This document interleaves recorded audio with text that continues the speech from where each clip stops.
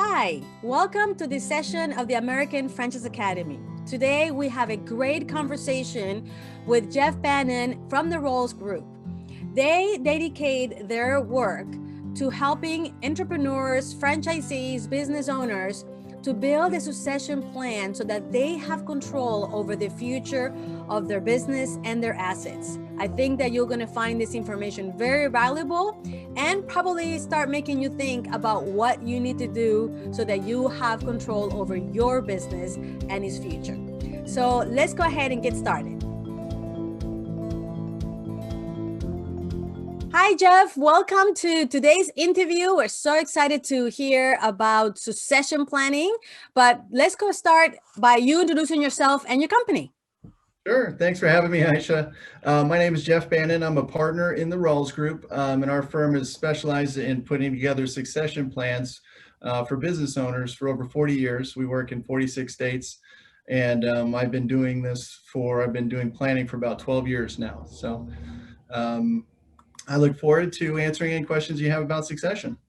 Yes, thank you. And I thought this was such an important topic, especially nowadays, because you just never know what's going to happen, or if one day something's going to happen to us, especially this last year with COVID. I mean, there were so many people that were unprepared, and it made us realize, the things that we need to do in our life and our business. And one of them is succession planning. And so I guess the first question is, why should why should a franchise owner, business owner have a succession plan, for their business?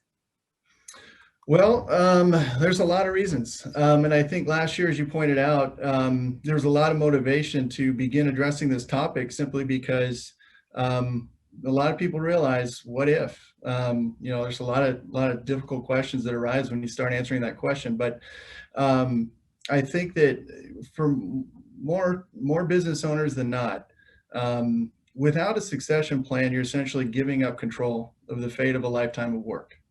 And for every business owner I know, one thing's in common: they like to stay in control. So as we faced last year's challenges, where it left a lot of people up to chance in terms of what happens with the government, what happens with their business, there is 100% certainty that every business owner will face a succession dilemma, whether it's at death, whether it's through a sale, or whether it's through making a gift. And the only way to make sure you're in control is by starting to develop a plan. Developing a plan is, people want to develop a plan for a lot of different reasons. For some, it's the idea that it's their legacy. I want to make sure that it lives on beyond me. For others, there's a stewardship feeling that says, I owe this to the people who I've relied on through the course of my life. I want to make sure that they have a place to continue to go to work. For others, it's simply, I just want to make sure the IRS and Uncle Sam doesn't get more than their fair share. I just want to minimize any taxes on it.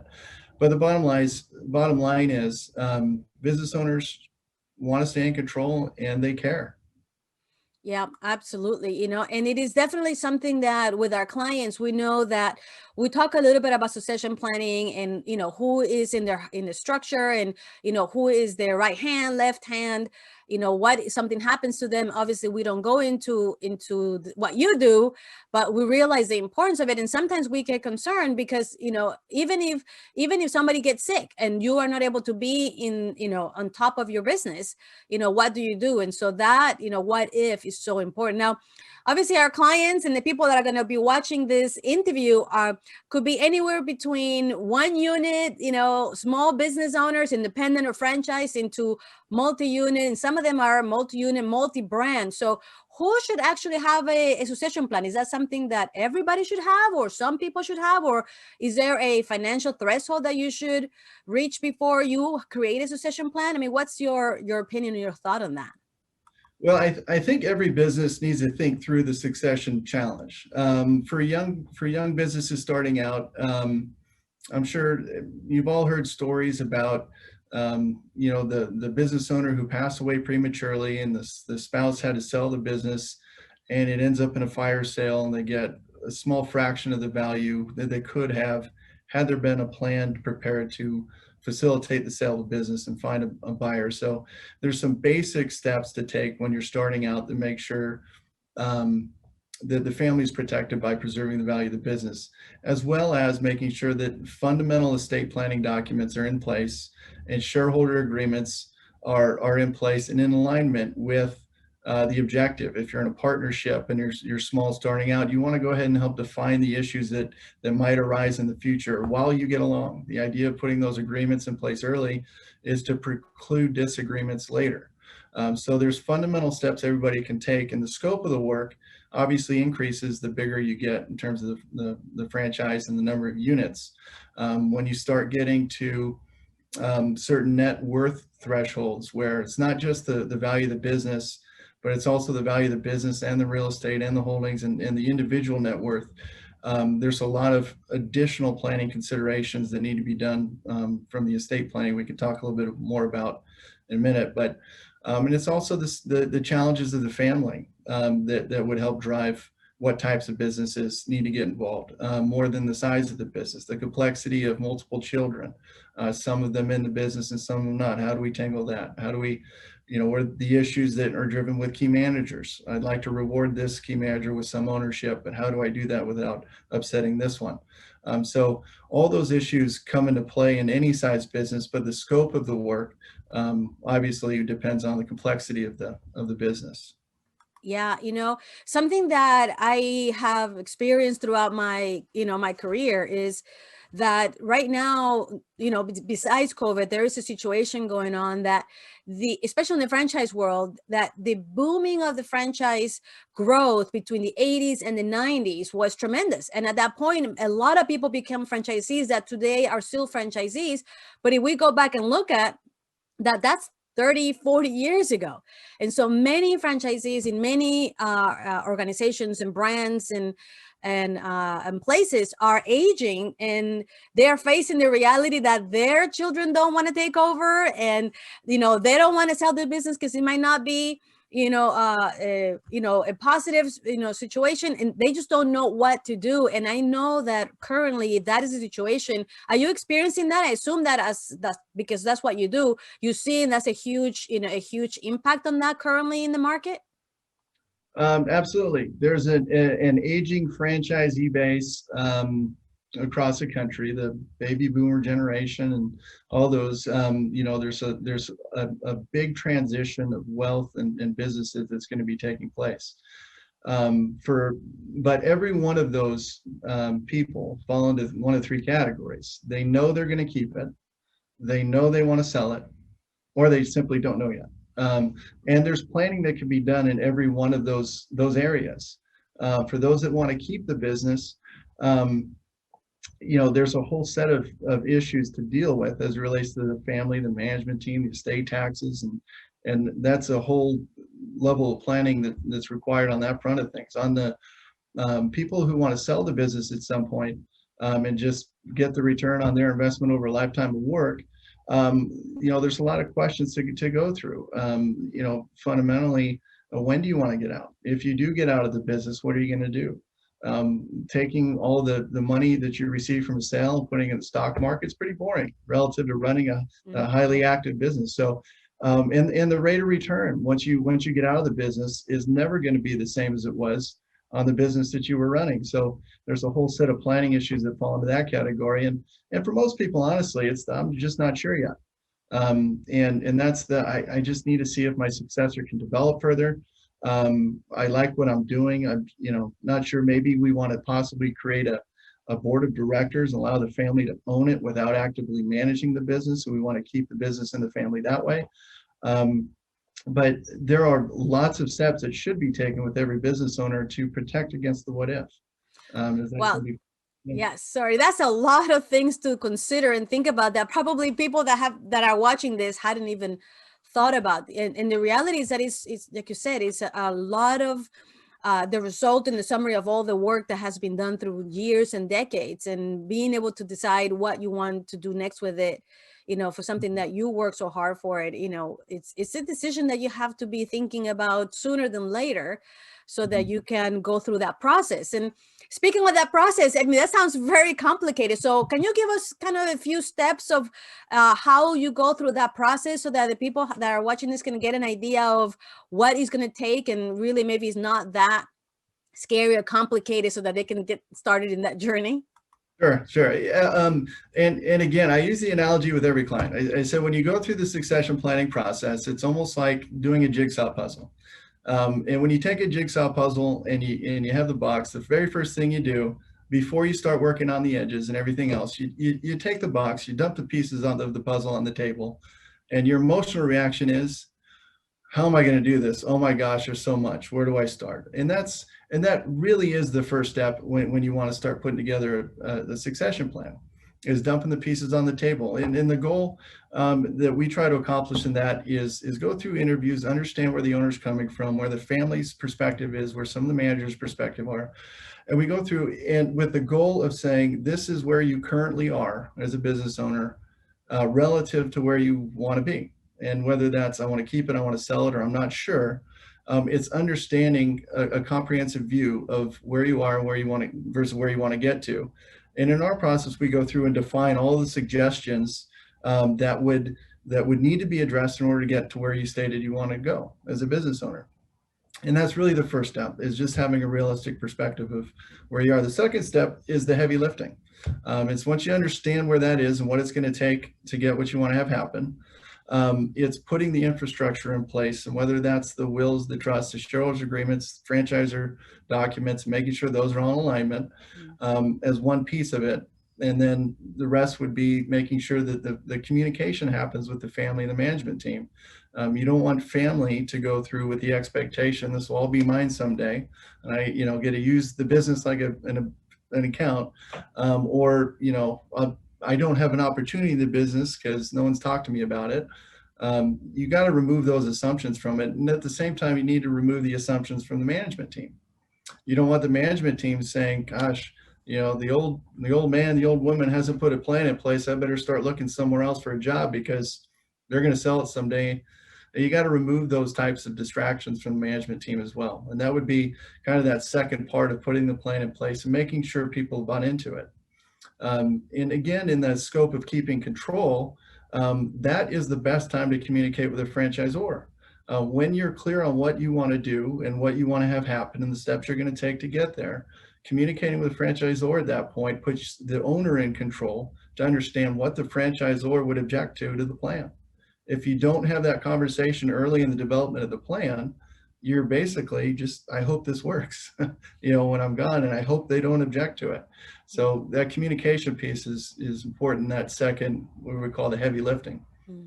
After that is really understanding that people's feelings change, the facts change, federal estate tax laws change. And if you put a plan in place in 1995, I can guarantee you it's all full of holes that need to be addressed again. So again, it's that just maybe annually or as needed, that reviewing and making sure it's up to date with all the changes that are going on around us in society.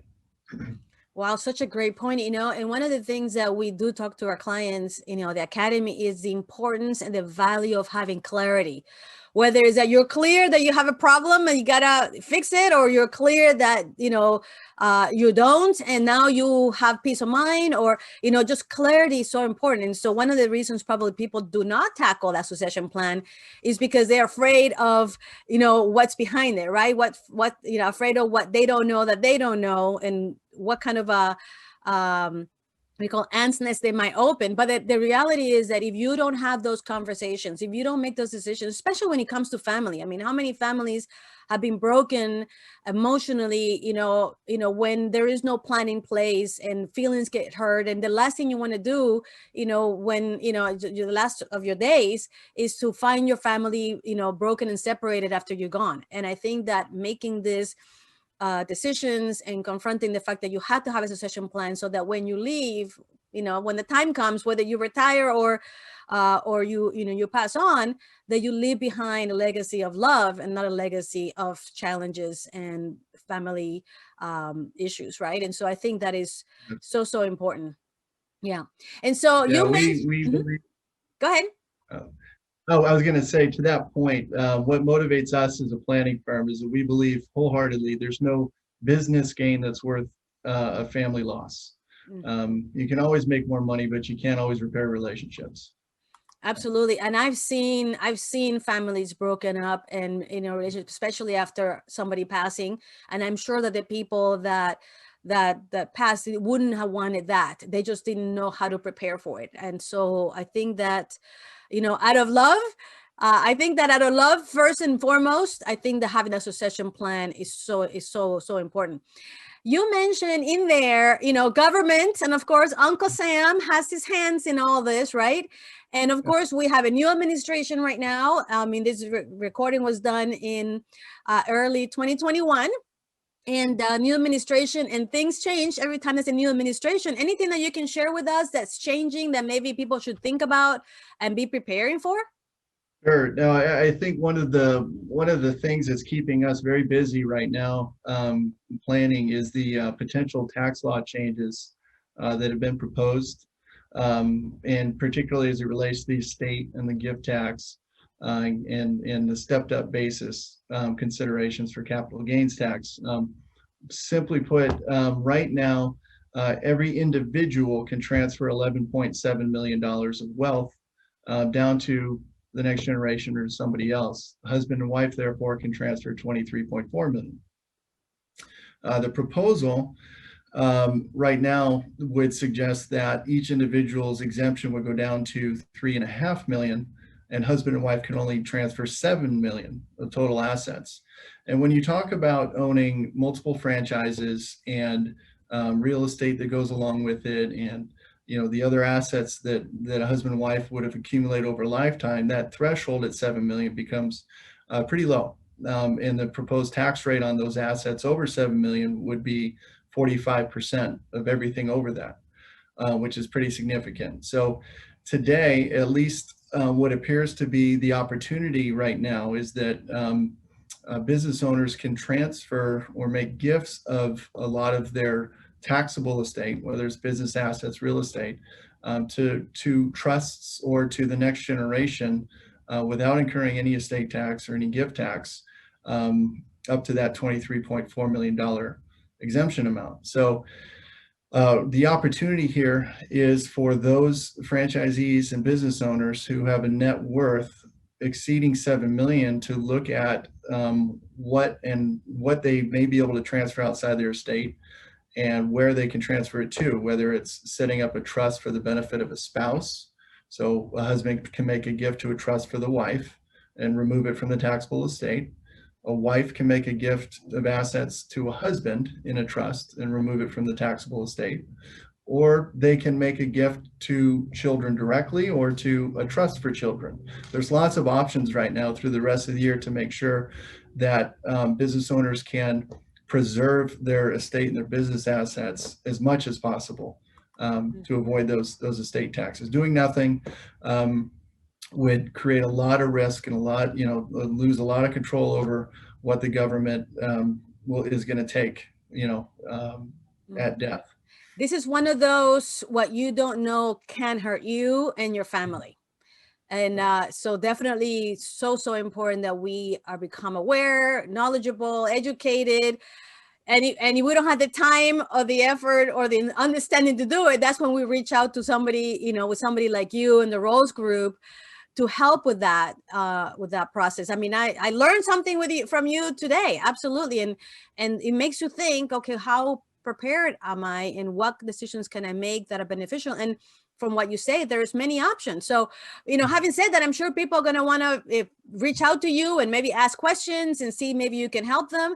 So, I mean, how do they get in touch with you? The easiest, quickest way would be email. That's just my name, Jeff, JFF Bannon, BANNON, at Rawls Group, RAWLSGROUP.com. Awesome. Perfect. And what I'm going to do is I'm going to be adding your contact information to the description of this video so that people can find it easily and readily. And so now you know it, even if your net worth is less than 7 million, if you're married, definitely start thinking about your future. Definitely, it's something that you have to make decisions, because if you don't make the decisions, the government will make the decisions for you. And so having said that, take control of that and, start making those steps. And if your net worth is higher than that, you are definitely at risk of a lot of your hard work going where you have no control over. And I'm sure that's not what you want either. So Jeff, any last minute comments or last comments before we end today's very interesting conversation? No, I just appreciate the opportunity to speak on this topic. And I wish all the business owners the best of luck, continued success going forward. And, and hope to get back to normalcy, whatever that is, sooner or later. Absolutely. All right. Thank you, Jeff. Really appreciated you coming here and sharing this information with our clients and the people that are watching this video. It's such an important topic. So having said that, thank you very much. And we'll see you soon. All Bye-bye. right. Sounds good. Thanks. Bye. Wow. I learned a lot from that conversation. And there are some things that I need to do to plan for our future. So if you enjoyed this conversation in this video, please give it a thumbs up. And if you'd like to hear or watch more videos like this as they come up in the future, subscribe to our channel so that you can see them in the future. Until then, thank you for being with us, and we'll see you next time.